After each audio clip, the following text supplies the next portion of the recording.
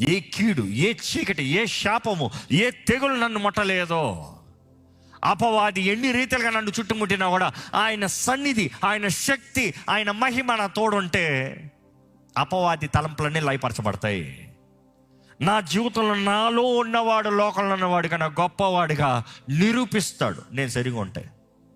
ఈరోజు మనం ఎంతమంది చెప్పగలుగుతామండి దేవుడు నాలో ఉన్నాడు? చెప్పగలుగుతారా? ఆయన సన్నిధి నాతో ఉంది చెప్పగలుగుతారా? ఆయన సన్నిధిలో జీవించి వారు ఉన్నామా? ఆయన సన్నిధిని కోరుచున్నామా? లేకపోతే స్వార్థానికి మాత్రం ప్రభువా నాకు ఏదైనా ఇచ్చే నేను వెళ్ళిపోతాను అన్నట్టు వస్తున్నామా?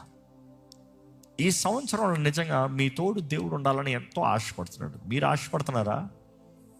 దేవుని సన్నిధి ఉండినట్లుగా బ్రతుకుతున్నారా?